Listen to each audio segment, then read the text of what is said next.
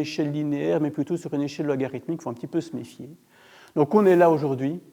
Et puis si on regarde la situation à 1, 2, 3, je vous parle de milliards d'années, ben, le Soleil était peut-être à 80% de sa puissance actuelle, à 90%, et puis bon, ben, si on attend un peu, il va devenir peu puissant encore. Et malgré ça, la Terre n'était pas entièrement gelée. C'est ce qu'on appelle le faint sun paradox, le paradoxe du Soleil faible. C'est-à-dire qu'il y a 2-3 milliards d'années, il y avait déjà de l'eau, il y avait déjà une atmosphère en mouvement, et pourtant le Soleil était 20% inférieur à l'actuel. Alors si on s'intéresse un petit peu à la composition de l'atmosphère, eh bien on voit qu'elle aussi, elle a évolué au cours de tous ces milliards d'années. Regardez. À gauche, vous avez une estimation de la teneur en oxygène sur toute l'histoire de la Terre. Ici encore, on parle en milliards d'années. Vous voyez, 0, 1 milliard d'années avant le présent, 2 milliards d'années, 3, 4. Donc on parle quand même de très très grandes échelles de temps.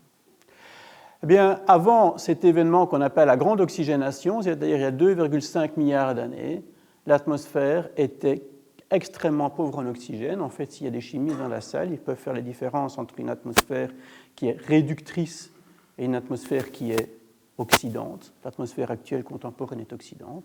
Et avant 2,5 milliards d'années, elle était réductrice. Et ça a notamment permis le fait que l'atmosphère était extrêmement riche en une série de composantes qui normalement devraient réagir avec l'oxygène, et en particulier le méthane. Donc, si vous faites l'histoire de différents composants, comme le méthane ou même le CO2, vous voyez qu'eux aussi ont évolué tout au long de l'histoire de l'année. Voici le méthane. Vous voyez les concentrations très élevées en méthane qui ont diminué puis qui ont réaugmenté, mais attention, encore une fois, c'est une échelle logarithmique. Et puis, dioxyde de carbone, mais globalement, la concentration de dioxyde de carbone, bon an, mal an, parce que ce n'est pas quelque chose de tout à fait régulier, a diminué au cours de toute cette histoire. Alors, pourquoi l'oxygène s'est mis à augmenter ? Fondamentalement, il y a une source d'oxygène principale sur Terre aujourd'hui, c'est la photosynthèse. Bon, bien sûr, la photosynthèse est apparue après les premières traces de vie, et elle a certainement été active bien avant ce premier événement, bien avant 2,5 milliards d'années. Mais ce qui se passait, c'est que vous aviez de la concurrence. D'une part, vous aviez des algues, ou plus exactement ce qu'on appelle les cyanobactéries, qui produisaient de l'oxygène. Et puis à côté de ça, dans la rue d'à côté, vous aviez des archées qui produisent d'ailleurs toujours du méthane. Alors il y a des producteurs d'oxygène, des producteurs de méthane, et puis l'oxygène et le méthane, évidemment, se neutralisent et réagissent, et finalement, les concentrations sont relativement stables. Alors pourquoi il y en a un des deux qui a gagné ? Ça reste une grande question. Alors, il y a toute une série d'explications plausibles. Peut-être qu'en fait, l'activité tectonique de la Terre a un peu évolué avec des sources de méthane qui ont pu diminuer. Il se fait aussi que l'hydrogène a tendance évidemment à être très léger. On a perdu une partie de l'hydrogène au sommet de l'atmosphère et ça modifie légèrement la balance chimique. Mais toujours est-il qu'à un moment donné, l'oxygène a commencé à gagner. Et une fois qu'il a gagné pour de bon, parce qu'une fois que vous créez de l'oxygène, mais vous créez également de l'ozone. Et l'ozone stratosphérique a toute une série de conséquences sur la chimie et ce qu'on appelle la photochimie du méthane. Et donc, à un moment donné, ça a basculé. Phénomène de bascule qui fait que l'atmosphère est passée d'une atmosphère riche en méthane à une atmosphère riche en oxygène. Ce qu'on appelle un point de bascule. Vous avez une dynamique non linéaire qui se met en place. À un moment donné, celui qui gagne pour de bon parce qu'il y a toute une série de conséquences qui font que l'atmosphère devient riche en oxygène. Alors, la Terre, avant la grande oxygénation et après, sont deux planètes différentes. Si vous vous intéressez à la planète de ce qu'on appelle l'Archéen, c'est un petit peu comme si vous vous intéressiez à une exoplanète. C'est une planète dont le mode de fonctionnement était complètement différent de l'actuel. Alors évidemment, on peut tenter des vues d'artistes. C'est une atmosphère riche en méthane qui n'a certainement pas des nuages d'eau comme on les a aujourd'hui. C'était aussi une planète sur laquelle il n'y avait pratiquement pas, ou en tout cas une tectonique des plaques qui était tout à fait différente. Donc la tectonique des plaques telle qu'on la connaît aujourd'hui, avec la dérive des continents, en parenthèse, ça reste un concept, dans les années 40, on n'y croyait pas. Donc il faut oublier que la tectonique des plaques est un concept qui reste relativement récent. Eh bien, vraisemblablement, la tectonique des plaques n'existait pas avant vraisemblablement le protérozoïque, c'est-à-dire avant 1,5 milliard d'années. C'est vraisemblablement la production vivante et la production de carbone organique qui lubrifie les plaques tectoniques et qui permet la tectonique des plaques telle qu'on la connaît aujourd'hui. Donc, ce que j'essaie de vous expliquer aujourd'hui, c'est que l'apparition de la vie et l'oxydation de la planète a fait de la Terre une planète qui est tout à fait différente des autres. Donc, étudier le système Terre, c'est une démarche qui est tout à fait différente que celle d'étudier Vénus ou Mars, sans bien entendu mettre d'échelle de valeur sur l'un ou l'autre objet d'étude, bien entendu, mais étudier la Terre, c'est comprendre fondamentalement qu'on a affaire à une planète vivante et avec une dynamique qui est tout à fait particulière. Alors, maintenant qu'on a fait connaissance avec la Terre, je voudrais vous emmener et étudier l'évolution du climat sur une période qui nous est peut-être un petit peu plus familière, en tout cas, une planète qu'on reconnaîtrait si on était propulsé dans la planète que je vais vous montrer maintenant. C'est ce qu'on appelle le phanérozoïque. Le phanérozoïque, c'est les 600 derniers millions d'années. Donc l'échelle que vous avez là, c'est 600 millions. Alors c'est une dia qui est très chargée et on va faire connaissance avec ce qu'elle contient. Alors, première chose, en bas. En bas, vous avez ce qu'on appelle une échelle stratigraphique. Donc les géologues, ils travaillent avec ça tout le temps. D'ailleurs, ils sont extrêmement pointilleux sur l'échelle des couleurs. Le mauve est mauve, le bleu est bleu, c'est très important pour eux. Et représente évidemment ce qu'on appelle les grandes périodes géologiques. Et généralement, ces périodes géologiques ont été définies sur base, en tout cas historiquement, de la paléontologie. Ça veut dire finalement quelles bêtes on retrouve à quel moment. Par exemple, tout ce qui touche au paléogène-néogène, c'est ce qu'on appelle le Cénozoïque. Bon, on va généralement considérer que c'est l'ère des mammifères. Nous, on est là, enfin, on n'est pas... Bon. Ça, c'est les dinosaures. Et puis avant les dinosaures, vous aviez principalement une vie marine. Et cette vie, elle arrive avec ce qu'on appelle l'explosion du Cambrien, qu'on place à peu près ici. Alors au-dessus, vous avez une estimation de l'évolution de la température sur toute cette période. Alors soyons honnêtes, il y a des incertitudes majeures sur l'évolution de la température. On la reconstruit de façon un petit peu indirecte en utilisant, d'abord en essayant de localiser les traces de glaciers quand on arrive en tout cas à les retrouver géologiquement. Et puis on s'aide de différentes méthodes qu'on appelle géochimiques ou géoisotopiques. En gros, on regarde des rapports isotopiques en l'oxygène 16, l'oxygène 18. Enfin, il y a toute une méthode, on utilise du carbone 13. Enfin, il y a toute une série de méthodes qui permettent à peu près d'estimer la température. Alors, qu'est-ce qu'on voit sur cette courbe? Alors, regardons un peu ensemble. On a tracé une ligne médian, ici. Et ça, c'est la ligne de température en dessous de laquelle vous vous attendez à trouver de la glace. Alors, est-ce qu'il y a de la glace aujourd'hui? Oui, il y en a en Antarctique, principalement. Il y en a au Groenland. Donc, on est dans une période qui, à l'échelle de l'histoire de la Terre, se trouve en dessous. En fait, on est là. Enfin, aujourd'hui, on est là, mais il y a 20 000 ans, on était là. Donc là, on est plutôt à 15 degrés aujourd'hui. Donc, qui est plutôt une période qui, à l'échelle de l'histoire de la Terre, est plutôt froide. Donc, pendant le gros de son histoire, on est plutôt au-dessus de la ligne. Ça veut dire que la Terre a connu, au cours des 600 derniers millions d'années, un paquet de temps sans glacier. Avec des fluctuations, quand même. Plus froid, ça c'est ce qu'on appelle le Carbonifère, plus chaud pendant le Dévonien, une époque sur laquelle on va revenir, période extrêmement froide, et puis période extraordinairement froide dont on va parler dans un instant. Alors ces 600 derniers millions d'années ont été ponctués par des anoxies, des événements chauds et des glaciations. Alors une anoxie, c'est quoi? Alors une anoxie, il y a toujours de l'oxygène dans l'atmosphère, soyons clairs, tout le monde n'étouffe pas, donc depuis 2,5 milliards d'années, il y a de l'oxygène, on respire, mais dans les océans, il y a des périodes pendant lesquelles il y a eu beaucoup moins d'oxygène, au point de créer des crises majeures de biodiversité. En tout cas, on a tendance à proposer un lien de cause à effet entre les deux. Donc les anoxies, on les a représentées avec ces points plutôt violets. Donc vous en avez un certain nombre, elles ne sont pas toutes représentées, il y en a quelques-unes qui sont particulièrement importantes, et notamment pendant cette période du Dévonien dont on va parler un petit peu plus tard. Et puis, à côté de ça, et parfois en même temps, vous avez des crises de biodiversité, c'est-à-dire des extinctions massives. Alors la plus importante de l'histoire récente, enfin en tout cas des 500 derniers millions d'années, c'est celle-ci, c'est l'extinction du Permien-Trias. Bon, cette époque, on va dire que 80 ou 90% de la biodiversité a été effacée, puis il a fallu tout reconstruire, comme à chaque fois. À chaque fois que vous avez un grand événement de biodiversité, vous perdez beaucoup et puis vous reconstruisez. Vous en avez aussi ici pendant le Devonien, et puis ici vous avez la transition, j'ai du mal à lire, mais je crois que c'est l'Ordovicien silurien. Bon. Alors une question qu'on peut se poser, c'est d'abord, pourquoi la température est restée finalement compatible avec la vie? Pourquoi elle est variée? Pourquoi est-ce qu'on a connu ces périodes chaudes et puis ces périodes plus froides? Pourquoi on a connu des anoxies? Alors on va parler de tout ça. Avant toute chose, je voudrais encore faire un petit aparté sur ces points rouges que j'ai représentés ici, représentent évidemment la crise actuelle. Donc, on est dans un environnement actuellement où le climat change, il change très rapidement, et donc on va, par rapport à notre baseline, 15 degrés, on va monter de quoi? 2, 3, moi je ne sais pas, pour le moment on est déjà à 1,5 bien placé, un certain nombre de degrés qui va quelque part, regardez quand même, cette échelle, elle n'est pas négligeable par rapport à des grands événements géologiques du passé. Et je voudrais quand même attirer votre attention sur les échelles de temps qui sont en jeu.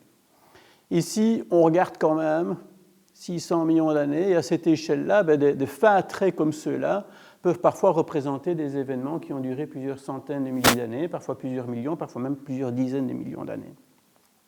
Donc une première question qu'on pourrait se poser, c'est le choc actuel, c'est-à-dire le choc anthropogénique actuel, combien de temps il va durer? Je ne sais pas si vous avez une idée, mais on l'a calculé. Alors c'est une partie de la thèse de Victor Couplet, mais bon, soyons honnêtes, on avait déjà fait ces calculs, enfin d'autres avaient fait ces calculs avant nous. Alors je vais vous présenter ça sur un diagramme qui représente 1 million d'années d'évolution. Donc regardez l'échelle. Donc si c'est écrit trop petit, je vais lire pour vous. Donc ça, c'est de 1950 à 2300, et puis on a des brisures d'échelle, 2500 à 3000, 3000 à 10 000, 10 000 à 100 000, 100 000 à 1 million. Et puis les différentes axes que vous avez ici, ça c'est ce qu'on appelle SLR, c'est niveau des mers relatif. Ici, c'est la variation de température, et en haut, c'est le CO2. Alors comment on a calculé ça? Victor a conçu un modèle qui calcule l'équilibre, les grands équilibres biochimiques, c'est-à-dire qui permet de calculer la concentration de dioxyde de carbone, permet de calculer la variation de température qui est causée par les variations de puissance d'effet de serre, si vous voulez, et puis un petit modèle de calotte glaciaire qui permet de calculer l'évolution du niveau des mers.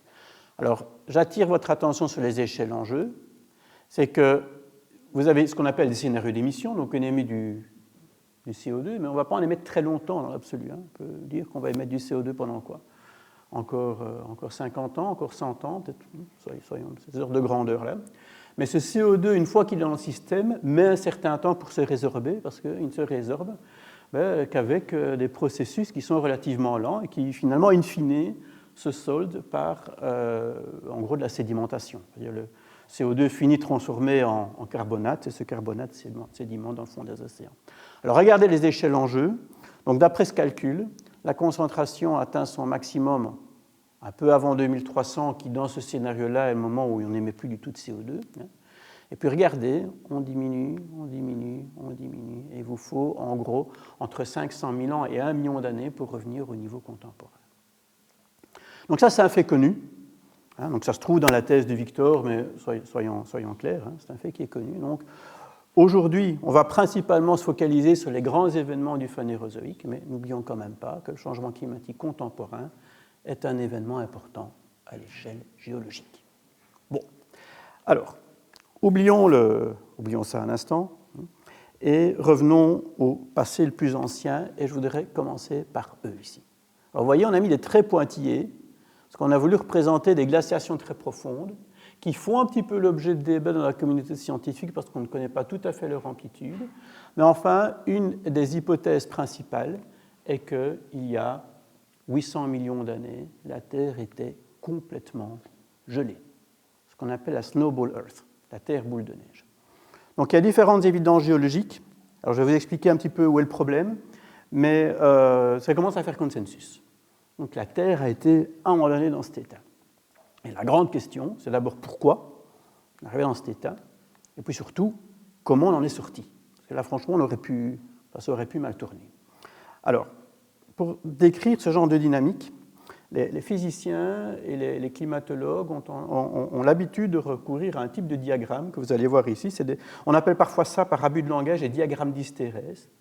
Et je vais essayer de vous expliquer comment il faut les lire. Alors, sur l'axe vertical, vous voyez avec moi ice line latitude, donc c'est la latitude jusqu'à laquelle vous attendez de la glace. Donc en gros, quand c'est l'équateur, ça veut dire que la Terre est entièrement gelée, parce qu'évidemment, si c'est gelé du pôle nord jusqu'à l'équateur, c'est également gelé du pôle sud jusqu'à l'équateur. Alors en haut, on a essayé de représenter deux choses.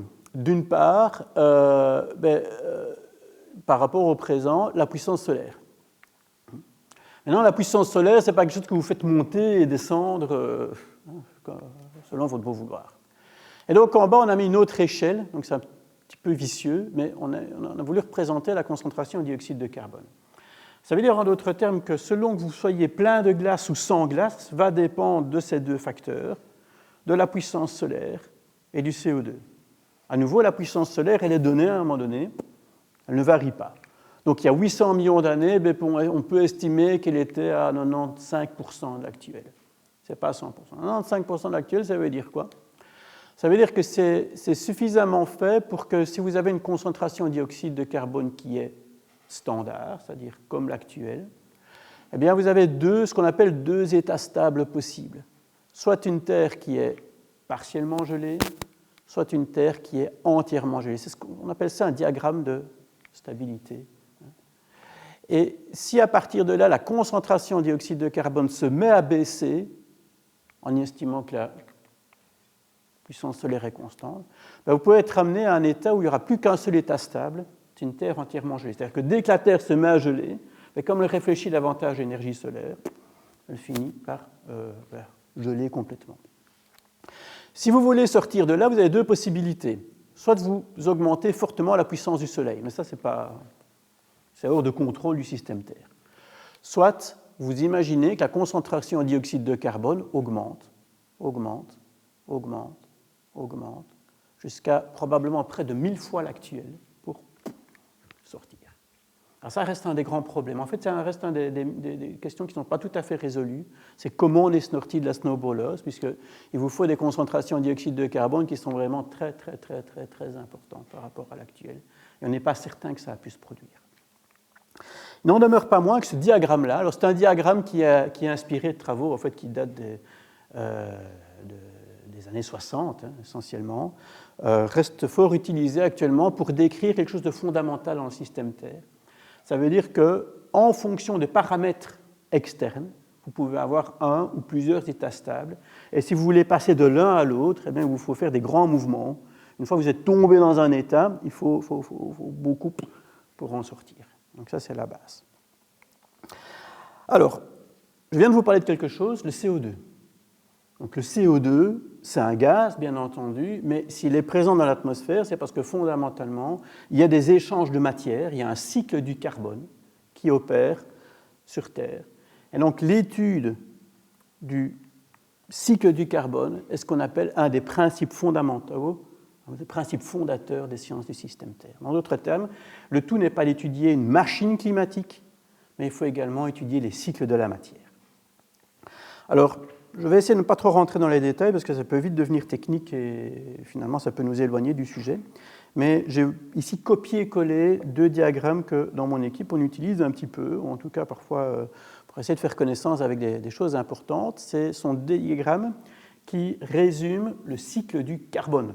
Alors il n'y a pas que le carbone dans la vie, il y a plein d'autres choses importantes, mais celui-ci est particulièrement important pour la Terre. Alors qu'est-ce que vous voyez ? La première chose, sur le diagramme de gauche, vous savez que le carbone il est présent sous différentes formes. Présent sous la forme de végétation continentale, sous la forme de sol, et puis dans les océans, il est présent sous la forme de vie marine, donc il y a ce qu'on appelle du carbone organique. Il y a une quantité de carbone dissous dans les océans, et puis il y a une grande quantité de carbone qui est présente sous la forme de carbonate.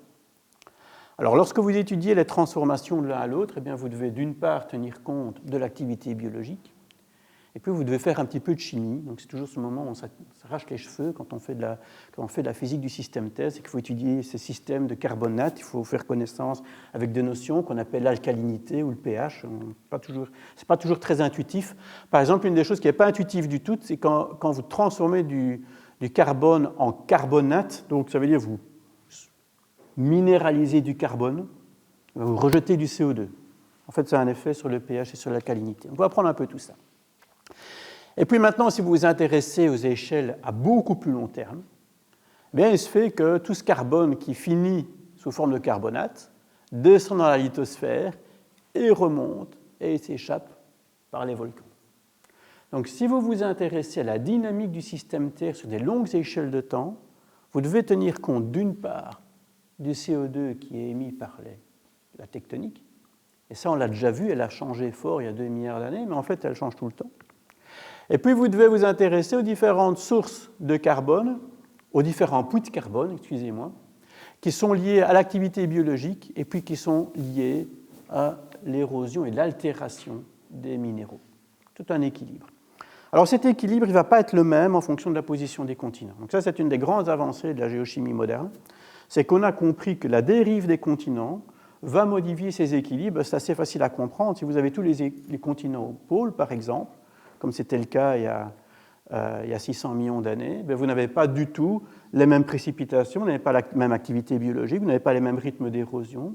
Et donc l'équilibre va se faire avec des concentrations de CO2 qui sont différentes que si, comme c'était le cas il y a 300 millions d'années, vous avez tous les continents à l'équateur. Alors là, ils sont fortement lessivés, il pleut, et donc par conséquent, vous allez aboutir à des concentrations en dioxyde de carbone qui sont différentes. Donc une des grandes avancées de notre connaissance du système Terre, en fait, elle a été réalisée à la fin des années 80, ce qu'on appelle le modèle GeoCarb, c'est d'avoir finalement pu au moins comprendre ces grands mouvements comme étant liés essentiellement au cycle du carbone et à la dérive des continents. On arrive à comprendre ça, plus ou moins. Maintenant, le cycle du carbone, il dépend en partie de l'activité biologique, et cette activité biologique, elle dépend de plein d'autres choses que du carbone. Si vous avez des plantes à la maison, vous savez bien que ça sert. D'abord, vous les arrosez, et puis vous devez leur donner toute une série de nutriments. Peut-être que vous mettez un peu d'engrais chimiques, je ne sais pas, vous mettez un peu de phosphate, du potassium, du nitrate, enfin plein de choses. Et donc, finalement, le système Terre a besoin également de recyclage de tous ces nutriments. Pour vous donner une idée, par exemple, ce qu'on appelle un des nutriments les plus limitants dans le système Terre, c'est les phosphates. Donc, si vous êtes d'un coup, si vous supprimez les apports de phosphates continentaux, au bout de 20 000 ans, vous avez une énorme crise de biodiversité dans les océans. Donc, l'ensemble de ces cycles sont importants. Alors, notre métier, celui qu'on fait avec Justin, avec Loïc, enfin tous les membres de mon équipe, on est constamment à cheval entre, d'une part, comprendre un peu cette géochimie, parce qu'on parle sur des échelles de temps qui sont très longues, et puis d'un autre côté, utiliser un langage qui nous permet de comprendre ce que c'est qu'un cycle climatique, ce que c'est qu'une crise climatique, pour donner des explications cohérentes. Ça, c'est notre job. Alors, historiquement, en tout cas, ça doit être moi ça, je me suis intéressé aux âges glaciaires. C'est comme ça que j'ai commencé, étant enfant, quand j'ai commencé ici à l'université. On essaie de comprendre la dynamique des cycles glaciaires interglaciaires. C'est quoi un cycle glaciaire interglaciaire? Regardez, c'est les ratchachas qu'on a là, donc ces petits machins-là. Avec ça que j'ai commencé. Alors, il faut un petit peu représenter les choses. Il y a 20 000 ans, vous aviez l'équivalent de 3 000 mètres de glace au-dessus du Canada actuel. Vous aviez à peu près l'équivalent au-dessus de la Phénoscandie. En fait, il y avait ce qu'on appelle, dans notre langage, on appelle la Phénoscandie. En gros, c'est la Scandinavie. Et vous aviez un niveau des mers qui était à peu près 120 mètres en dessous de l'actuel. Parce que oui, toute cette eau était sous forme de glace, donc vous pouviez traverser la Manche à pied, vous pouviez traverser le détroit de Bering à pied. D'ailleurs, c'est probablement un des éléments qui a permis aux humains de coloniser l'ensemble de la planète, c'est qu'il y a plein de passages qui sont difficiles aujourd'hui et qui pouvaient être faits à pied.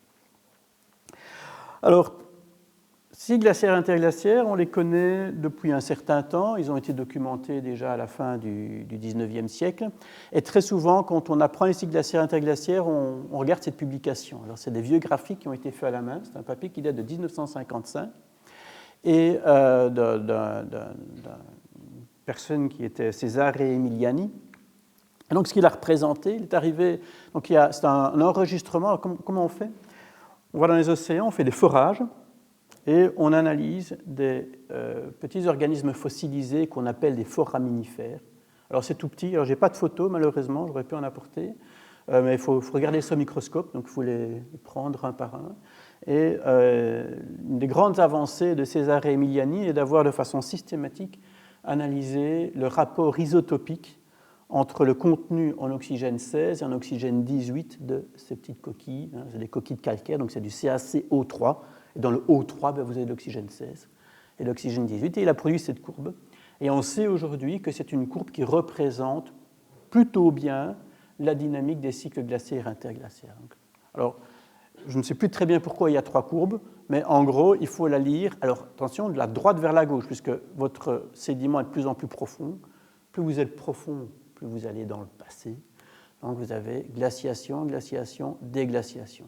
Glaciation, déglaciation, glaciation, déglaciation, glaciation, hop, hop, déglaciation. Donc on est bien entendu aujourd'hui dans un interglaciaire, il y a plus de 3 km de glace au-dessus de New York, ça c'est fini. Mais il y a 20 000 ans, on était là, quoi. Alors on sait aujourd'hui, alors 1955, c'est quand même un petit peu vieux, dans les années 70, on a commencé à faire des datations en carbone 14 et donc on a compris la calibration. Donc on a compris que ceci, ça représente en réalité 120 000 ans. Et donc ici, il y a grosso modo 4 cycles. Donc, si on les compte bien, c'est pas facile à voir. Et donc cet enregistrement-là représente à peu près 400 000 ans. Alors pourquoi est-ce qu'il y a eu des glaciations? Alors il y a eu en gros deux hypothèses rivales qu'aujourd'hui on a unifiées. Première hypothèse, c'est que c'est lié au volcan. On a vu, les volcans, ils émettent du CO2, donc plus ils émettaient du CO2, plus... Et puis l'autre hypothèse, c'est que c'est lié à des changements d'orbite de la Terre. Alors, je vais vous en parler un petit peu longuement maintenant, parce que ça va jouer un rôle dans notre histoire. Donc, la Terre tourne autour du Soleil, enfin ça, on va se mettre d'accord. Et elle tourne en décrivant une orbite qui est légèrement elliptique. Alors, c'est léger, hein, parce que... Alors, l'excentricité maximale, mais vraiment sur l'histoire des 600 derniers millions d'années, ça n'a jamais dépassé 0,07, mais aujourd'hui on est plutôt à 0,01, hein, même un petit peu en dessous. Donc aujourd'hui, ce n'est pas comme une comète. Hein. Donc, si vous le regardez à l'œil nu, vous voyez un cercle. Déjà ici, j'ai un peu forcé le trait. Mais cette excentricité, elle est quand même importante parce que ça signifie, comme évidemment le Soleil occupe un des 2 foyers, ça vous savez, hein, ça veut dire qu'il y a des moments de l'année où on est un petit peu plus près du Soleil, des moments où on est un petit peu plus éloigné. Alors ce n'est pas ça qui fait les saisons. Les saisons, elles existent parce que l'axe de rotation de la Terre est incliné par rapport au plan orbital. Mais c'est suffisant pour moduler un petit peu la puissance des saisons. Alors ça, c'est une chose. Alors par ailleurs, ce qui crée les saisons, c'est l'obliquité. Alors l'obliquité, elle vaut aujourd'hui 23 degrés 27 minutes. Mais cette obliquité varie également. Elle varie en gros entre 22 et 25 degrés selon un cycle d'environ 40 000 ans.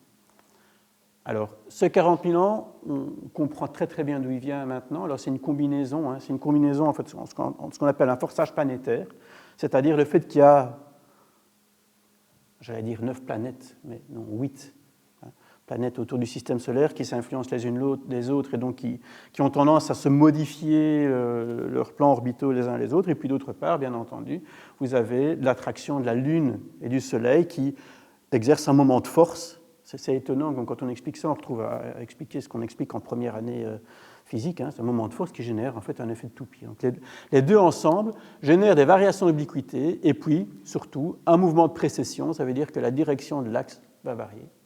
Et donc, ce mouvement de précession, il fait un tour en, grosso modo, alors je vais vous dire 25 000 ans, et puis quand on le corrige d'autres effets, le chiffre qui nous intéresse, c'est une vingtaine de milliers d'années. Et puis, vous avez cette excentricité. Alors, cette excentricité, elle varie aussi. Alors, elle varie selon le signal. Alors, ça, c'est la précession, et ce que je voudrais bien, c'est regarder ce signal-ci, c'est-à-dire l'enveloppe. Ça, c'est le signal d'excentricité. Alors, vous voyez bien, c'est un signal qui est un petit peu complexe. Alors, il y a dedans des cycles de 100 000 ans, il y a des cycles de 400 000 ans, et puis ce que je ne vous ai pas représenté aussi, c'est qu'il y a des cycles de 2,4 millions d'années, des cycles de 9 millions d'années. C'est un contenu spectral qui est très, très, très riche. Alors on sait maintenant qu'effectivement, ces mouvements ont cadencé les cycles glaciaires interglaciaires. Alors, je vais vous montrer une figure un tout petit peu chargée, hein, désolé, mais regardez en haut. En haut, on a les cycles d'obliquité. Ici, on a ce qu'on appelle les cycles de précession qui sont avec une enveloppe d'excentricité. Je manque un tout petit peu de temps pour expliquer l'ensemble. Et alors, cette courbe-là, cette troisième courbe-ci, combine les deux. En fait, ce qu'on représente, c'est la quantité d'énergie solaire que l'on reçoit le jour du solstice de juin. C'est ce qu'on appelle un proxy. C'est un bon indicateur pour savoir si les étés sont fort irradiés ou pas. Et donc, cette courbe-là dépend des deux premières. Et puis en dessous, alors je me rends compte que le contraste n'est pas terrible dans la salle ici, mais en dessous, vous représentez l'évolution du niveau des mers. Donc vous avez glaciation, déglaciation, glaciation, vous vous rappelez, hein, glaciation. Et puis ici en dessous, vous avez la concentration de dioxyde de carbone. Alors ce qu'on s'est aperçu, alors il y a beaucoup d'infos ici, mais ce qu'on a aperçu, c'est que les déglaciations ne se passent pas n'importe quand. Elles vont toujours se produire lorsque l'insolation d'été a tendance à augmenter. Donc vous avez finalement une coïncidence fine entre les rythmes d'insolation d'une part et les déglaciations. Et plus fort encore, c'est que les entrées en glaciation vont systématiquement se produire lorsque l'insolation diminue. Donc vous voyez ici, l'insolation diminue, elle diminue, elle diminue, elle diminue, et c'est toujours à ce moment-là que vous allez rentrer en glaciation. Donc il y a, d'un point de vue strictement empirique, il y a une coïncidence entre le forçage astronomique et les cycles glaciaires interglaciaires. Alors ça permet de faire le début d'une histoire, c'est-à-dire le début d'une investigation. Si vous avez une coïncidence empirique, est-ce que d'un point de vue physique, c'est plausible? Donc ça, c'est les questions que les gens commencent à se poser à partir des années 60, 70, et je vais vous montrer ici deux résultats récents. Alors je vous avais prévenu, c'est pris de figures publiées, donc c'est pas toujours, c'est un peu chargé. Donc je vais vous guider, essayer de vous expliquer ce qu'il faut regarder. Alors à gauche, je m'aperçois que c'est beaucoup trop petit sur l'écran ici. À gauche, j'avais une simulation qui a été publiée par une collègue japonaise, Ayako Abeushi, en 2013. Et elle a utilisé le state of the art, vraiment la plus grosse technologie possible. Donc elle a utilisé un modèle de dynamique atmosphérique, elle a utilisé un modèle qui représente vraiment la dynamique de la glace, elle a utilisé un des ordinateurs les plus puissants disponibles. Donc c'est un exploit technologique pour essayer de représenter comment le climat évolue sur des échelles de temps de plusieurs centaines de milliers d'années. Donc ça n'avait jamais été fait, c'est pour ça que c'est sorti dans la nature. Donc mais c'est surtout, hein, c'est un exploit technologique qui est massif. Et donc ce qu'elle a représenté, mais je regrette, c'est un petit peu petit, mais je vais essayer de vous guider quand même. Vous avez ici 200 000 ans, et elle représente effectivement, sous l'effet du seul forçage astronomique, des variations du niveau des mers qui sont tout à fait compatibles avec les cycles glaciaires interglaciaires. Donc ça, c'est une façon d'attaquer le problème, si vous voulez, de façon, pas dire brutale, mais de façon, en y mettant toute la technologie dont on a affaire. Alors, j'aurais bien voulu vous montrer une simulation qu'on a faite chez nous à l'UC Louvain. Alors, je ne l'avais pas, donc je vais présenter une étude un petit peu différente. Ça va casser un petit peu le flot de mon exposé.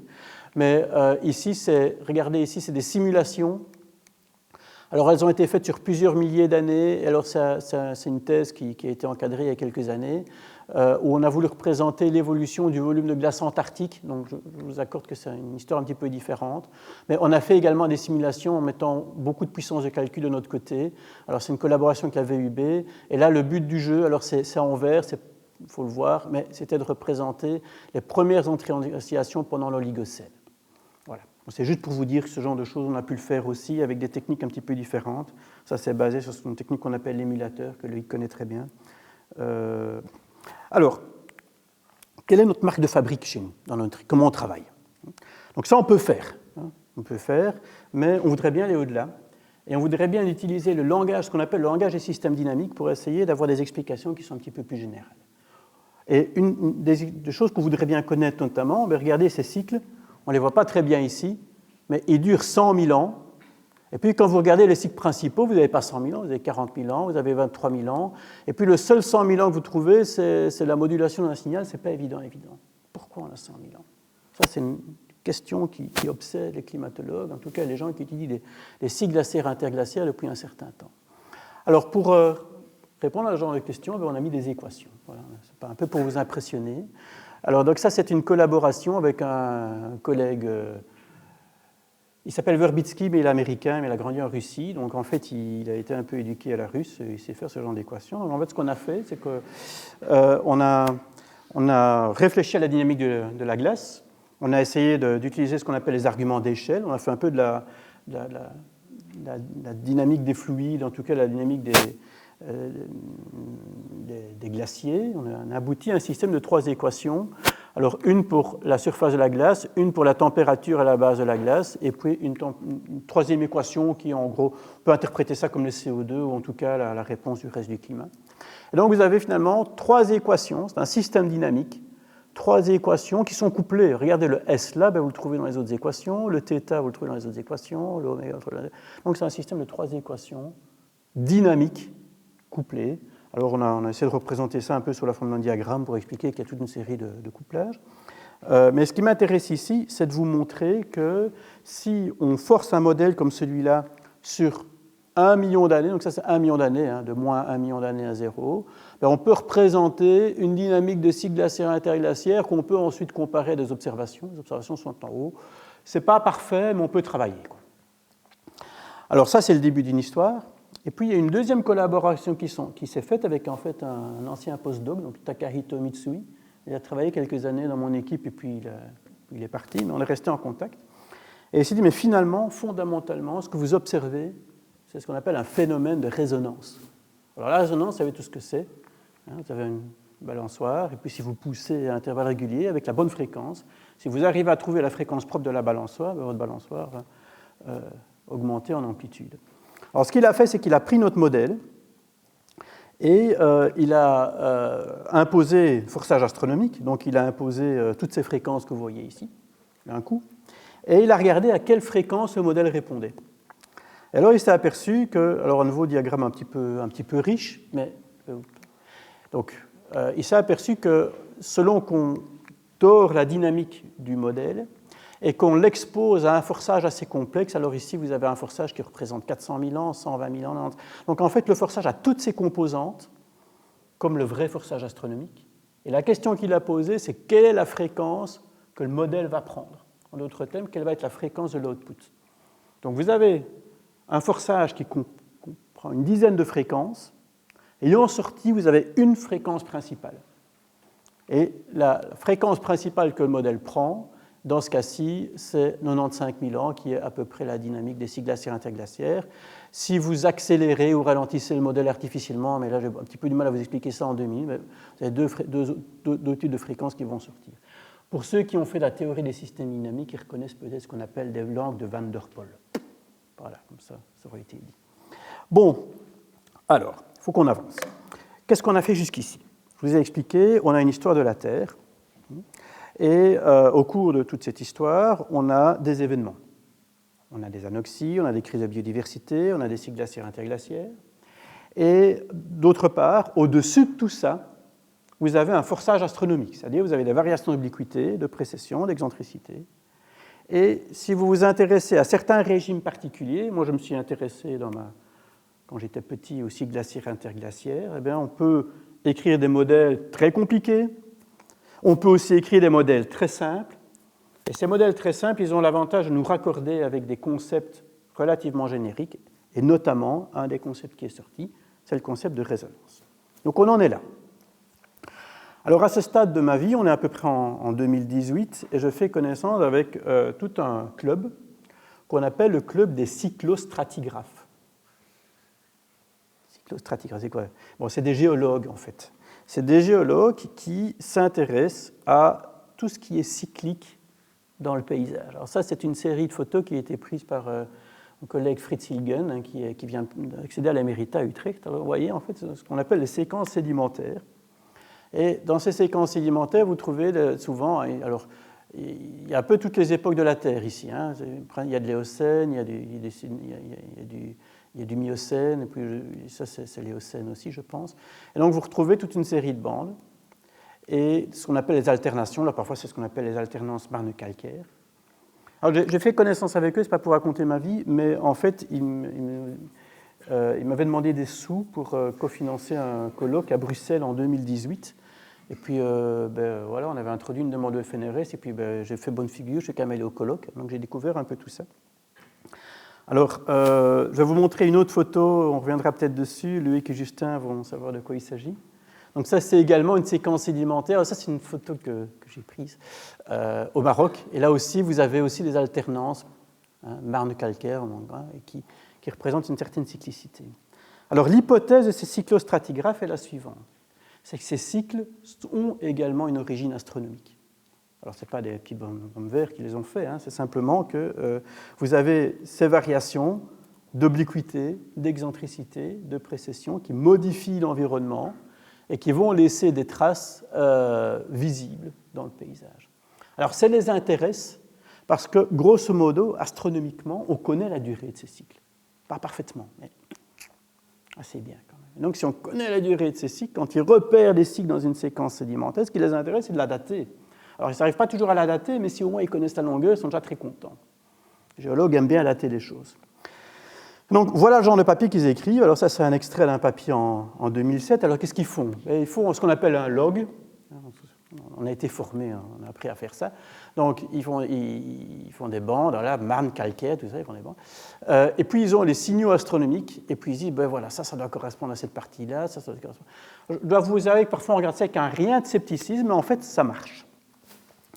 Donc, à ce stade-là, donc à ce stade-là, vous voyez un petit peu l'idée, c'est que moi, je suis un petit peu amené à fréquenter ces gens qui regardent des cycles astronomiques et essaient de les dater.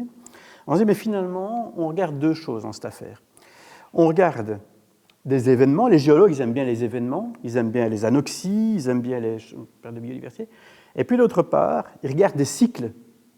Ils essaient de repérer au moins des cycles et dire peut-être qu'ils sont forcés astronomiquement. Alors, dès 2010, en fait, il a commencé à y avoir une rumeur qui a circulé en disant, mais finalement, peut-être qu'il y a un lien entre les deux. Peut-être qu'il y a un lien entre, par exemple, des anoxies et le forçage astronomique. Alors, il y a une série de papiers qui sont sortis. Alors, j'avais surligné en jaune, mais ce n'est pas passé sur le PDF. Alors, voilà un papier, par exemple, qui date de 2010. Et, lisons, est-ce que... alors, les hyperthermaux, c'est des éléments extrêmement chauds qui sont produits il y a environ 50 millions d'années. Eh bien, est-ce qu'il y a un contrôle astronomique sur ces hyperthermaux? Et vous regardez, vous lisez le texte, donc 2010. Voilà, là, 2010, vous allez voir, oui, peut-être qu'il y a un lien entre le cycle de 400 000 ans et alors, sauf le PETM, le 400 000 ans et certains hyperthermaux. Autre papier, 2016, Siske Battenburg, c'est une cyclostratigraphe, donc elle fait partie de ce club. Elle dit, mais finalement, peut-être que pendant le Crétacé, dans une autre époque, il y a eu un effet orbital sur le déclenchement des anoxies.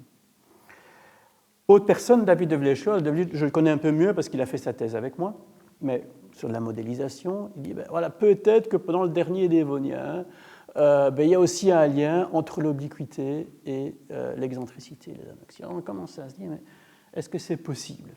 Alors, ce que font à nouveau nos collègues géologues, généralement, ils font ce qu'on appelle des modèles conceptuels. Donc, il faut des beaux dessins. Alors, ils sont très forts en Inkscape ou en CorelDRAW. Voilà le genre de dessin qui dit, voilà, donc ça, c'est publié par une thèse de Nina Winchern à Münster. Voilà, on a un forçage astronomique avec les cycles que vous commencez à connaître. Ils disent, voilà, peut-être que pendant un minimum d'excentricité, on a une certaine dynamique du cycle de sédimentation, et puis on passe par un minimum ou un maximum, ici c'est un maximum d'excentricité. Et, bref, ils font un magnifique dessin qui vous explique que peut-être que si on passe par un minimum ou un maximum d'excentricité, on va déclencher une anoxie. Et ça, on s'est dit que c'était du travail pour nous, ça. On s'est dit, mais voilà un thème de recherche. Donc c'est comme ça qu'il y a, combien maintenant? 3 ans, 4 ans, on a fait une demande de financement pour un projet de recherche au FNRS sur le lien entre le forçage astronomique et les anoxies. Alors on a été financé. Alors on n'est pas tout seul, en fait, on est en collaboration avec une des co-autrices de ce papier, Anne-Christine Da Silva, qui fait aussi qui ma compagne, et on a monté une équipe et on s'est mis, ben voilà, on va modéliser les anoxies. Donc on a monté tout un projet collaboratif, on a quelques collaborations internationales. Ici, on travaille principalement autour de 2 modèles. Un modèle qui s'appelle GeoClim. Donc le GeoClim, il est développé dans le sud de la France par des collègues, souvent de formation physicienne, d'ailleurs, entre parenthèses, ou géochimistes. Et donc ça, c'est un modèle qui a pour avantage de calculer la dynamique du sol et de calculer les quantités de nutriments, de phosphates et de carbone organique qu'on rejette dans les océans à un moment donné. Et donc l'originalité de notre projet a été pour la première fois de tenir compte du forçage astronomique, c'est-à-dire des variations d'obliquité et d'excentricité. Donc ça, c'est un projet de Loïc. Donc on a une série de simulations de la dynamique de l'atmosphère, on a dû calculer ça, et essayer de voir l'impact qu'ont les variations atmosphériques causées par le forçage astronomique sur les flux de nutriments. Alors un autre outil qu'on utilise, ça c'est le bébé de Justin, on appelle ça CGNI. Alors ça, c'est un modèle qui, par rapport à GeoClim, est un peu plus encombrant, un peu plus lent, il demande un peu plus de puissance de calcul, mais il a pour avantage de calculer la dynamique des océans. Donc on s'est dit, voilà, on va tout mettre ensemble, et on va essayer de voir si un diagramme tel que celui-là tient la rampe une fois qu'il est examiné sous la loupe des modèles numériques. Donc, vous comprenez bien à nouveau, une fois ici, les 2 aspects de ce qu'on essaie de tenter. D'un côté, on a des concepts généraux, comme la résonance, comme des concepts mathématiques. Puis d'autre part, on essaie de mettre des chiffres les plus plausibles possibles en utilisant de la simulation numérique. Alors, c'est un tout petit peu tôt pour vous présenter des résultats préliminaires. Le papier commence à sortir tout doucement, mais alors je vous ai proposé ici un résultat récent de Loïc. Alors, c'est vraiment un copier-coller. Le diagramme est un petit peu encombré, mais qu'est-ce que vous voyez ? Vous voyez à nouveau ici, c'est des simulations sur 2 millions d'années. Vous reconnaissez maintenant, vous avez l'habitude, ça c'est ce qu'on appelle le forçage astronomique. Et ce à quoi on s'est intéressé, c'est de savoir si on peut rejeter les phosphates dans les océans et si ces variations sont significatives par rapport au forçage astronomique. Alors sur cette simulation, la réponse est non. Donc on n'a pas tout à fait donné notre soutien encore à ces hypothèses de cadençage des anoxies par le forçage astronomique. On n'y est pas encore tout à fait. Maintenant, on progresse. Par exemple, Justin a mis en évidence quand même un rôle de l'obliquité sur les contenus en oxygène dans l'océan profond. Donc, progressivement, on avance. Et puis, dans l'autre côté, à Liège, il y a, dans l'équipe là-bas, il y a toute une étude des observations. On essaye quand même, à mesure du possible, de tomber d'accord. Alors maintenant, je voudrais, parce qu'on approche de la fin, je voudrais essayer de vous projeter dans l'avenir, et essayer de vous montrer qu'est-ce qu'on peut faire. Alors, il y a quelques années, on a publié avec quelques collègues hollandais une synthèse avec ce beau diagramme, cette vision d'artiste, qui représente une synthèse de ce qu'on appelle la réponse spectrale du système climatique. Vous avez l'habitude des spectres, il y a quelques opticiens dans la salle. Ici, finalement, ce serait si on faisait une énorme transformée de Fourier de variations climatiques sur 6 milliards d'années, qu'est-ce qu'on obtiendrait ? Alors, on a des vraies données, ça c'est plus une interprétation. Donc, qu'est-ce qu'on fait ? On représenterait la puissance, le contenu de variabilité à différentes échelles. Alors, c'est des années, alors malheureusement le mot année a disparu sous la référence. Donc, par exemple, vous avez un pic spectral à l'échelle de l'année, parce qu'effectivement, il fait toujours plus chaud en été qu'en hiver, donc clairement, vous avez une variabilité. Vous avez, bien entendu, la variabilité des échelles plus courtes qui ne m'intéressent pas ici. Et puis, au fur et à mesure que vous allez sur les très, très, très, très longues échelles de temps, 10 000 ans, 100 000 ans, 1 million d'années, mais ce que vous voyez, c'est qu'on a voulu représenter qu'il y a toute une série de pics spectraux potentiels. Alors, c'est plus qu'une vision d'artiste. Je vous ai déjà parlé qu'il y a des cycles glaciaires interglaciaires avec une échelle de l'ordre de 100 000 ans. Si vous regardez des publications récentes, alors je me suis particulièrement intéressé à celle-ci, qui est un collègue français. Alors lui, il a analysé le climat du Mésozoïque, donc il y a grosso modo 250 millions d'années. La Terre était différente. Et sur certaines observations, alors je vous montre le diagramme, il est plein de couleurs, il est magnifique, mais il est un peu encombré. En gros, il est parvenu à démontrer qu'il y a un cycle de 9 millions d'années. Alors, ça pose vraiment beaucoup de questions. Comment ça se fait que le système climatique, à un moment donné, parvient à répondre avec des échelles de 9 millions d'années? On ne sait pas. En gros, on ne sait pas. Donc, il y a encore une méconnaissance profonde, finalement, sur la façon dont le système climatique peut générer des cycles longs. Est-ce que c'est un forçage astronomique? Est-ce que c'est un cycle interne? Est-ce que ça peut potentiellement cadencer des événements abrupts? On ne sait pas. Donc ça m'amène progressivement à faire une synthèse et vous expliquer ce qui me semble en tout cas intéressant à étudier en système climatique dans les années qui viennent. Donc, faisons un petit peu le bilan. Ce qu'on a vu ensemble, c'est qu'il y a une dynamique. Et il y a des événements, des ruptures, des tipping points, grandes glaciations, des événements de biodiversité, qui répondent à des cycles. Et puis alors, on n'en a pas trop parlé, mais il y a un continuum spectral. Il manque un T. Ce n'est pas spectral, c'est spectral. Donc, si vous voulez mettre tout ça ensemble, si vous voulez créer un vocabulaire qui parle de tout ça, ben vous avez un outil à votre disposition que les mathématiciens nous ont donné, ou que c'est Newton, enfin je ne sais pas si c'est le physicien, le mathématicien, on va se battre. Mais en tout cas, ou Leibniz, on peut utiliser ce qu'on appelle la théorie des systèmes dynamiques. Donc, avec un système dynamique relativement simple, rappelez-vous, on l'a vu ensemble, on peut déjà expliquer des phénomènes comme la résonance, par exemple. Donc, ça vous donne un vocabulaire, mais ce n'est pas assez. Ce n'est pas assez parce que ça ne vous garantit pas que les ordres de grandeur sont bons. Donc, il vous faut un autre outil qui est la modélisation système. C'est-à-dire qu'il faut que vous teniez compte de la physique, de l'atmosphère, des océans, Loïc fait ça, de la lithosphère. Alors, je n'en ai pas parlé, mais par exemple, lors d'une déglaciation, il y a une dépressurisation de la lithosphère qui en fait génère du CO2. Et du oh là là, manteau, qu'est-ce qui s'est passé? Ça, c'est le correcteur orthographique qui m'a fait, non, je sais pas, c'est moi. Il y a une petite erreur, ça ne s'écrit pas comme ça, manteau. Potentiellement même, ça c'est pas très consensuel, mais enfin bon, c'est quand même examiné, comme quand vous modifiez la répartition de la masse de glace, vous pouvez avoir des petits effets sur la précession. Donc ce qu'il vous faut en gros, c'est ce qu'on appelle une hiérarchie de modèles et des techniques de modélisation. Par exemple, Loïc a fait ça très bien, vous arrivez à mettre dans un seul cadre la dynamique atmosphérique qui réagit sur 10 ans, et la dynamique de la régolithe qui réagit sur 10 000 ans, 20 000 ans. On peut faire des simulations de plusieurs millions d'années. Donc ça, c'est ce qu'on appelle la modélisation système. Et puis, il vous faut une troisième jambe. Donc, il vous faut le langage des systèmes dynamiques, il vous faut la modélisation système, et votre troisième pied, votre troisième jambe, c'est identifier les régimes, c'est-à-dire analyser les données, reconstruire, détecter les cycles, estimer la composition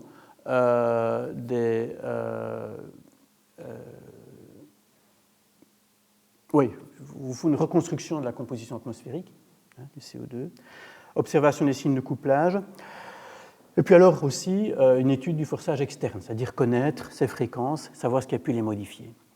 Alors si on développe ces 4 points-là, eh bien, je pense qu'on peut aborder une question générale qui va, à mon avis, être un thème de recherche pour les années à venir, c'est comment les résonances du système Terre ont évolué, comment elles ont changé au cours de son histoire.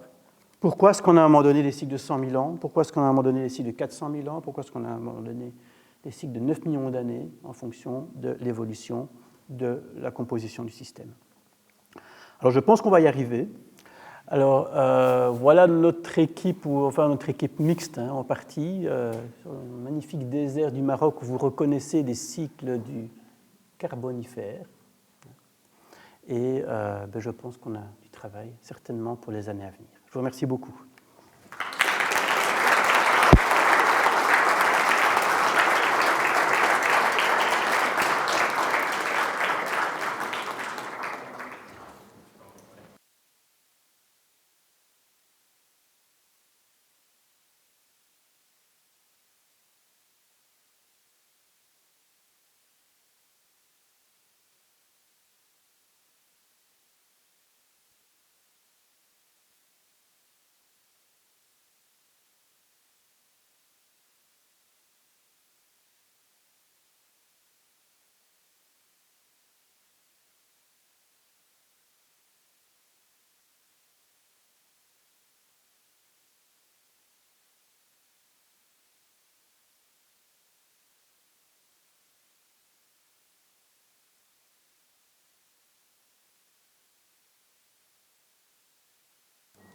Alors, je vais te donner...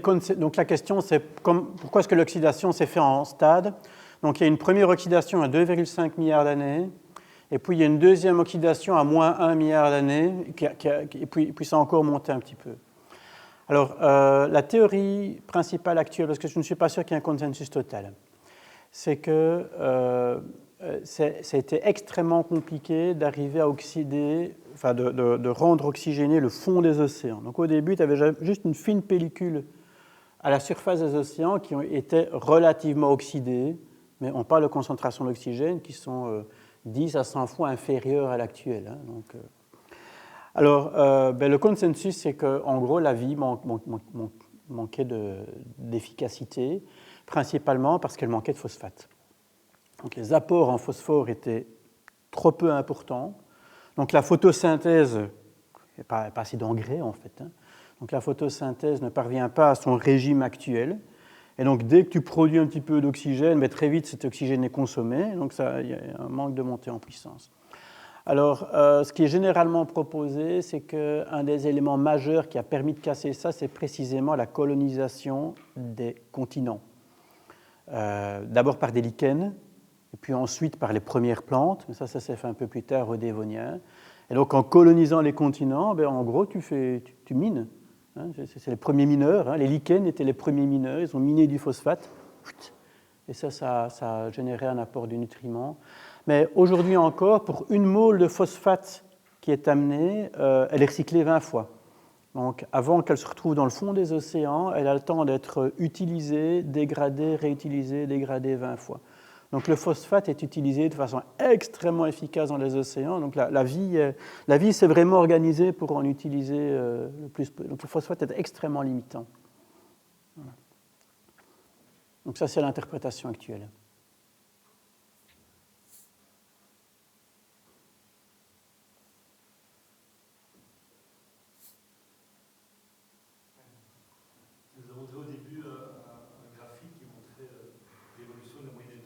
Oui. L'évolution de la moyenne température sur plusieurs milliards d'années. Oui, je ne sais pas pourquoi. Ah voilà, ça vient. Alors, il y a eu deux. Ça dépend à laquelle tu veux. Il y a celle-là qui est sur les 500 millions d'années. Oui, c'est ça. Ah oui. Oui. C'est 500 millions d'années, celle-là. Mais je vois de temps en temps, par exemple, on voit un pic à la fin du Crétacé. Oui, c'est ça. Ma question, c'est comment est-ce qu'on arrive à connaître cette courbe avec autant de précision? Ce qu'il y a, c'est qu'à tout moment, il y a toujours une marge d'erreur sur la température, mais en revanche, quand on a représenté cet événement-là, on peut repérer qu'effectivement, à un moment donné, il y a un événement froid, et on arrive à plus ou moins l'estimer précisément grâce aux signatures isotopiques ou parfois des signatures paléobotaniques. Donc, si tu veux, ce dont on n'est pas sûr, c'est d'où on part et jusqu'où on va. Mais on sait qu'il y a eu un refroidissement parce que ce refroidissement laisse une signature isotopique.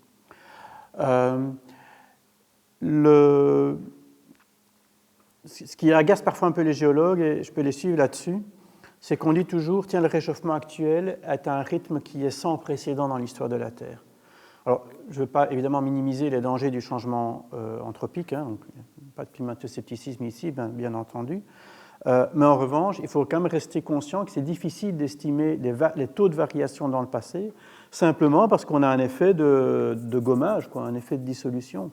Donc, quand vous voyez une ligne, même très fine à l'échelle géologique, ça peut représenter 10 000 ans. Et donc, par conséquent, s'agissant des taux de changement, on a parfois un petit peu tendance à relativiser l'idée que la vitesse du changement climatique actuel est sans précédent dans l'histoire de la Terre. À nouveau, ça n'empêche pas qu'elle est dangereuse. Donc ici, à nouveau, la courbe est un peu généreuse, elle est un peu simplifiée. Il y a des marges d'erreur importantes sur la valeur absolue, mais sur les événements relatifs, on a quand même des événements convergents qui permettent de dire oui, il y a bien eu un refroidissement, et notamment, ça c'est ce qu'on appelle la frontière KT, c'est l'extinction des dinosaures.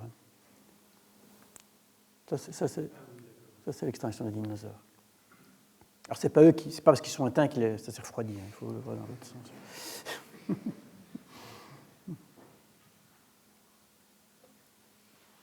Est-ce que du coup,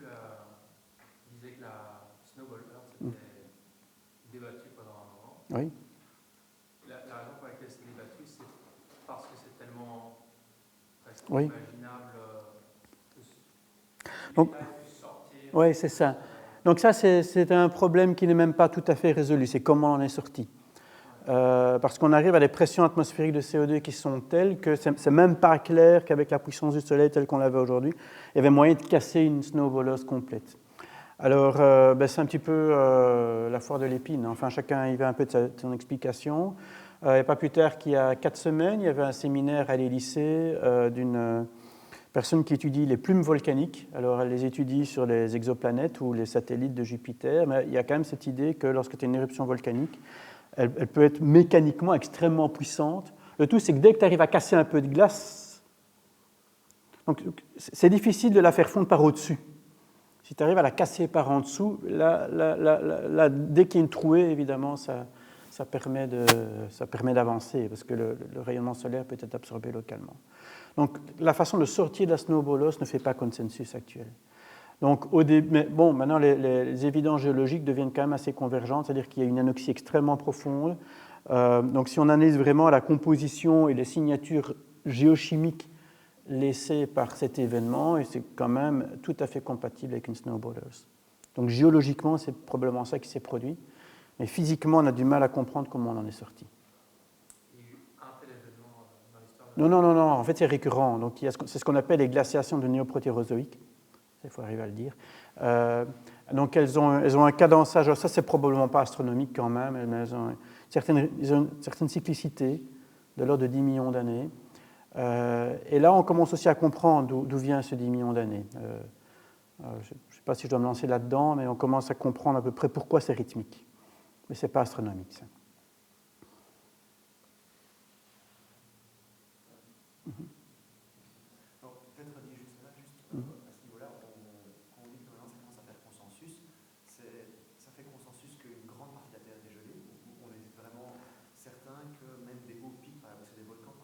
Des pics, on va dire, relativement hauts par rapport à la moyenne terrestre, seraient aussi complètement submergés par la glace. Si vous parlez de casser par le dessous, c'est pas... Ah non, mais c'est l'océan qui nous intéresse ici. Hein.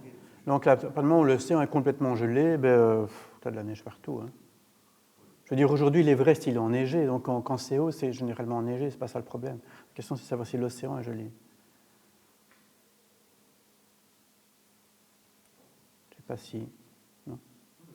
Ça me paraît juste que ça me paraît plus facile de casser si il y a des volcans qui sont encore. Quand vous parlez du coup de casser par le dessus. Non, alors bon, tu as les volcans qui se retrouvent au-dessus. Eux, ils émettent du CO2. Donc le CO2 s'accumule. Donc l'hypothèse de base, c'est que le CO2 s'accumule. Il n'y a plus de puits. Il n'y a plus de sédimentation, donc à un moment donné, le CO2 monte, ça met du temps, et à un moment donné, l'effet de serre devient tel que ça se réchauffe, et quand ça se réchauffe, c'est extraordinairement brutal, parce que dès que la glace se met à fondre, tu prends 40 degrés dans la vue, hein, donc c'est extrêmement brutal. La question, c'est de savoir si, donc ça c'est quelque chose qui intéresse d'ailleurs nos collègues de NAPS, hein, si tu fais le bilan radiatif, en sachant ce qu'on sait aussi de la concentration en vapeur d'eau à l'époque, est-ce que même avec des concentrations de 1000 fois CO2, tu as suffisamment d'effet de serre pour casser une terre qui est entièrement gelée avec 95%? Ça, c'est pas clair. Maintenant, si tu as des volcans sous-marins qui peuvent venir casser, qui donnent un petit coup de pouce mécanique, il y a peut-être moyen... Bon, clairement, on est là, quoi, donc clairement, on en est sorti. Mais on n'est pas sûr d'avoir la bonne explication.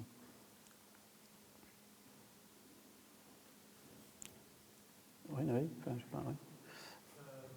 Moi, j'ai une petite question sur les datations. Donc, Ouais. j'ai pas de mal à comprendre qu'on peut étudier avec des roches et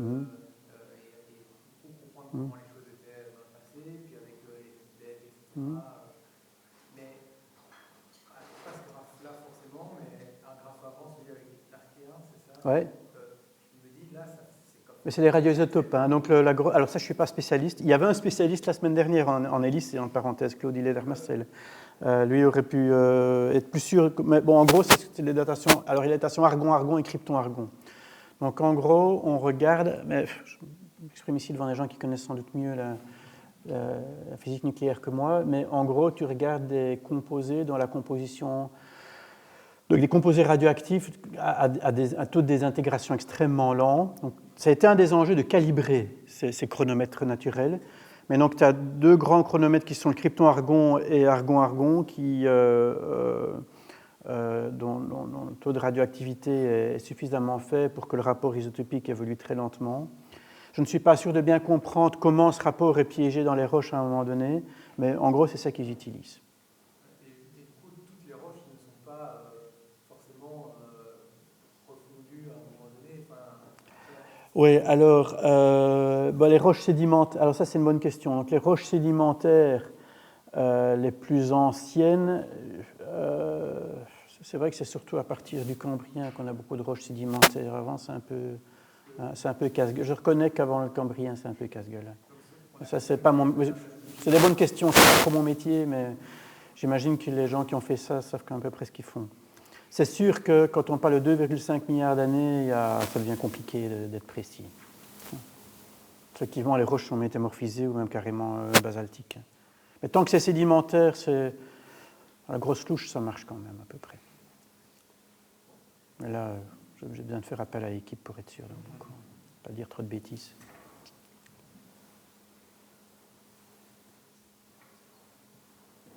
Et voilà, on a tous faim. Moi, j'ai une petite question, si je puis me permettre. Oui, je demanderai à mes doctorants de traiter. C'est plus quand tu as présenté les résultats de Victor, tu as parlé du fait que voilà, ça allait rester longtemps dans le futur, donc les changements qu'on émet maintenant. Et je me demandais un petit peu, c'était quoi ton avis sur est-ce qu'il fallait peut-être penser de la géo-ingénierie, puisque c'est un truc qui se fait de plus en plus mentionné, en tout cas dans le domaine. On va démarrer avec ça maintenant. Bon, donc pour que tout le monde sache de quoi on parle. Donc il y a beaucoup de géo-ingénierie. Il y a deux types de géo-ingénierie. Il y a l'ingénierie de la capture du carbone, mais celle à laquelle tu veux sans doute faire allusion, c'est ce qu'on appelle la modification du rayonnement solaire, qu'on fait incidemment d'ailleurs depuis 50 ans, puisque outre le fait d'émettre du CO2, on émet également du dioxyde de soufre qui se transforme en gouttelettes d'acide sulfurique, en gros, enfin en tout cas en aérosol. Et donc l'idée de la géo-ingénierie dont tu la parles, évidemment, c'est artificiellement de libérer une quantité de dioxyde de soufre de façon à réfléchir une partie de la lumière du soleil. Je pense que personne ne le souhaite vraiment, parce qu'on sait bien que ce sont des expériences qui sont à la fois difficiles à calibrer, dangereuses et c'est du paracétamol, quoi. Enfin, je veux dire, on ne soigne pas le mal à la racine. Mais en même temps, il est vraisemblable que ça va se faire un jour, à mon avis. Donc, c'est pas que je pousse à la consommation, mais si on est un tout petit peu lucide, je peux très bien imaginer qu'il viendra un moment donné où cette décision va être prise par les gens qui pourront prendre cette décision. Donc c'est pour ça, en tout cas, j'ai signé, tu me demandes ma position, ma position officielle, c'est que j'ai quand même un jour signé une tribune disant continuons quand même la recherche sur le sujet, de façon au moins à être préparé à ce que ça implique. De façon à ce que si un jour on se retrouve face à la décision qui est prise de façon unilatérale, qu'on puisse comprendre ce qui nous arrive. Mais il est clair que ça répond à pratiquement aucun des problèmes fondamentaux. Ça ne modifie pas. Donc le CO2, c'est du réchauffement climatique, c'est de l'acidification des océans, et c'est de l'accumulation de CO2 dans l'atmosphère qui met énormément de temps pour se résorber. Donc, si on masque une partie du problème avec de la géo-ingénierie, on ne soigne aucun de ces problèmes majeurs. Donc, on n'adresse pas la question de l'acidité des océans et on n'adresse absolument pas les questions des échelles de temps. Donc, évidemment, si la géo-ingénierie est utilisée pour ne pas réduire les émissions de CO2, c'est une catastrophe. Si elle est utilisée, je ne suis pas sûr, je suis très pour, mais enfin, si elle est utilisée de façon à peut-être éviter 2 millions de morts par des canicules, c'est un débat éthique difficile, extrêmement compliqué. Donc, en tout cas, je ne serais plus... c'est difficile de balayer ça d'un revers de la main. Voilà.